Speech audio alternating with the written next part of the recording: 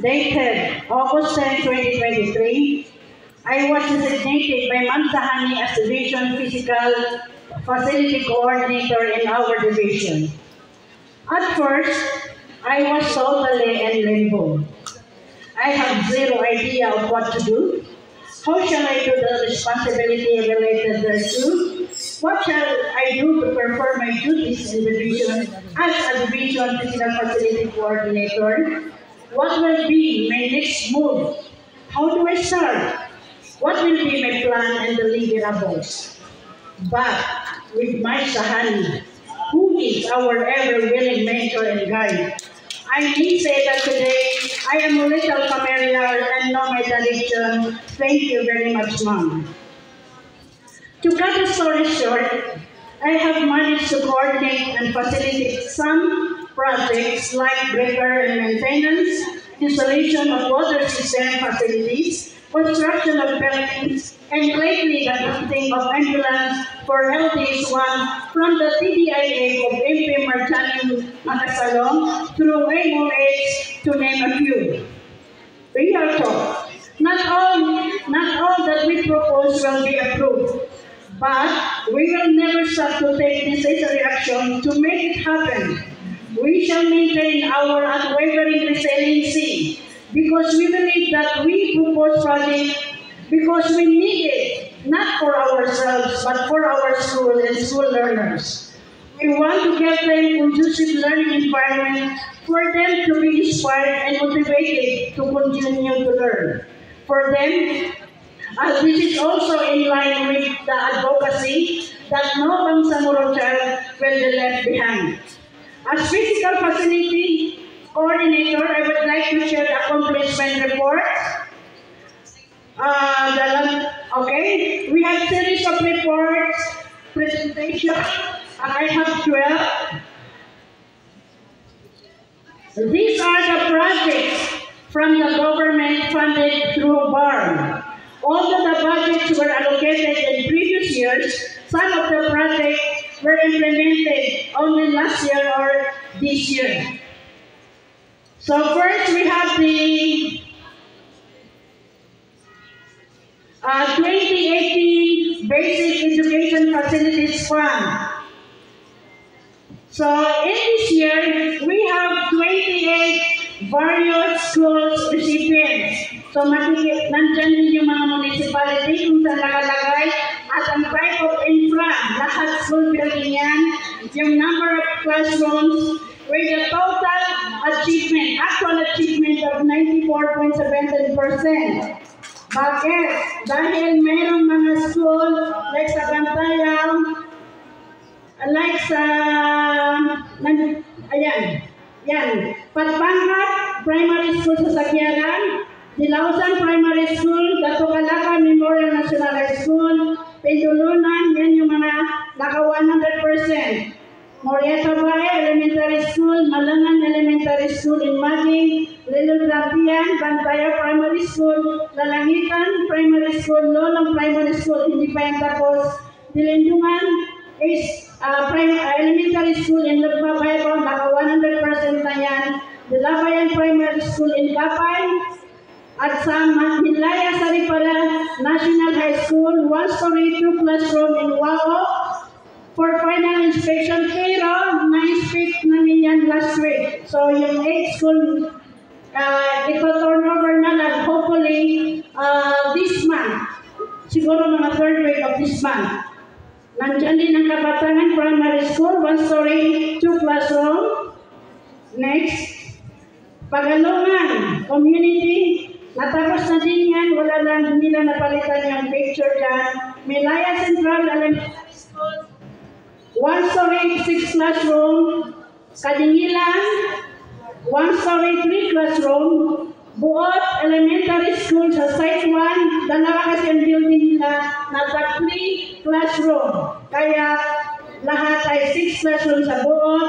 Sa Sumugot Elementary School, ganun din, 1-story, 3 classroom. Yes, dalawa din ang school nila. And sa Kumara Elementary School, lahat yan na-inspect. And then the TDIF 2020 Transitional Okay. So we have 8 schools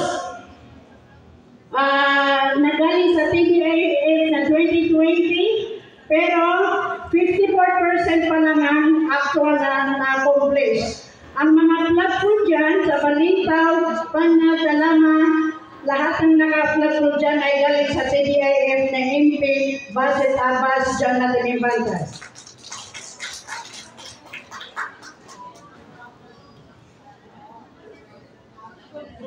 Next, the Special Development Fund 2020. Okay, we have 87%. Yan yung malalaking building na 2-story, 10 classroom, kabalik mo na doon. Sa Sultan Guro Central Elementary School, 80%. City Amani, Muhammad Kiram, 92%. Pero pagsasabayin ang pag-turnover niyan dahil isang kontraktor na niyan. At ang Division Office of Molondo, nasa 82%. Kaya malapit na matapos ang maligayang araw natin kasi mag-office na tayo sa Molondo.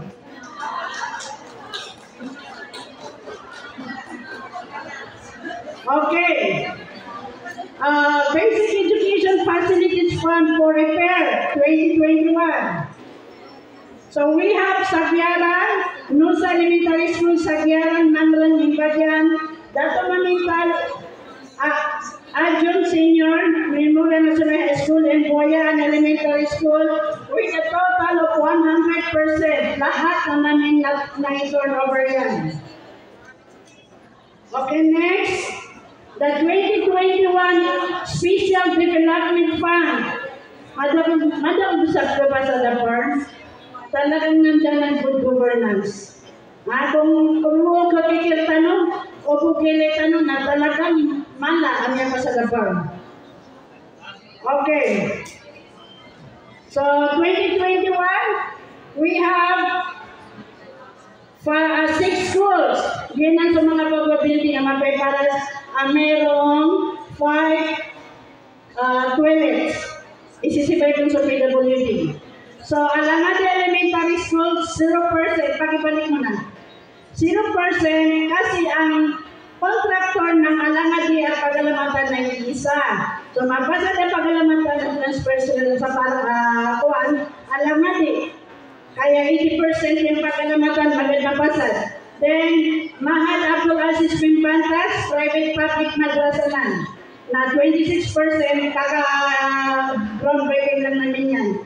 Yaririg, Kormatan, Muhammad Kabael, isa din ang contractor dyan, kaya hopefully, before end of this month or next month na may turnover na namin yan, a total of 63%. Katan, sumago na doon. Diyan ninyo nakikita yung maraming ganap ko. May ganap 1, ganap 2, ganap 3. Mamaya, maraming ganap. Sila. Ito sila ano dito talaga dyan. Okay. Next, year 2021 Special Development Fund, repair. Sila sa mga repair tanong. Yan, Magbato Elementary School sa Bugong, Alangade Elementary School, Dato Langtod, and Pagalungan Central. So, 14% lang kasi support na dapat may sinabuta sa kontraktoron. Okay. QRF, Quick Response Fund for Repair. Madam Mamboya, we have 25 schools. Madalang lang, ini-turnover sa total of 61.20%. Maganda na may surprise sa last. So, Batan, sa mga picture, Buko Elementary School, mini-turnover, Dato Mamintal, Adjun Senior, Memorial National High School, Sagyaran Central Elementary School, Sarek, Memorial National High School, Sultan Guro, Buako Central, Repe, at ang lahat ng mga remarks on no manpower and activities, nakasulat dyan kung bakit hindi natapos. Next, Katang Kili-Kili, marami na yan, nakausap nila yung engineer kanina. Okay, 2021 General Appropriation Act of the Bangsamoro, GAA. So we have one, Overcourt and Sultan Ali Munting Memorial National High School, nasa 90% kasi hindi tinanggap ng principal dahil may issue. Ang issue is not rectified by the contractor. Manipis ko so at sa kaya na dira pa ng aksika. Okay. 2022. Gahap din. So, Boyan Elementary School, 100% may turnover namin na lang sa kay Ma'am Noor. Patas kanyan, yung kay Paras. And then, 2022 TDIF, kung manay ko mga MP, langan, ibalot kawe, graso MP, kasi matatago kayo hindi yan, agad naman ay na-hindi na to. Eh, siyempre, iba, susunod yan, nagrapul, kasi ko, etadlo kayo niyan, maulubon, nakmanuan na sunod, dami ako rotiyan, nagiti ka para kanong manuan. Pero nabawagisan mo ako, yun na school building. So mga impitano, nakalang ko mga project na lawan nilang ikuan at taga ng school building. So yun na we have 7. Patan mga plagpundanan, so diyan, Guatemala building sa Alimuding, at Namasyo Central, Sawan Elementary School, Amatundeng, Agugya Opisinatano, naday natin sa Manay Muni, kaya pagi masang bunong doon na bilang kupagpuni sa flag food. Okay, turnover projects. Ginanimini turnover. Panang ulit. Pag namin turnover, sabiya kasi siya kaya DPF siya nagyamim Honda Memorial National Agricultural School. At ang sa history niyan, sa groundbreaking niyan, so structural stage construction na final inspection. Para pa namin na ng mga turnover doon.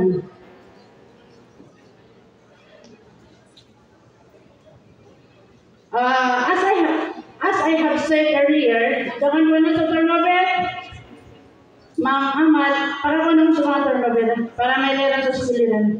Dito for Bukaran, Lalabuan Elementary School, Alip Lalabuan, Muhammad Tangal, Amatundeng Elementary School, Lumigi Sakto, Liangan Primary School, Kadayunan Elementary School, Bubong Elementary School, Nabayagon National High School, Lambamasyo Central Elementary School, Kadalasan Sumayuriran, Lalabuan Elementary School sa Tamparan, Panad Elementary School, and Omnas. As I have said earlier, our proposals may be denied, but we will never stop until our proposal will be approved. I need all your unwavering support and heartfelt support and dedication. We are doing this because we want to leave a legacy that will benefit our school children, a legacy that will promote peace and foster development of our country. So, maraming salamat. I hope you will enjoy our short video.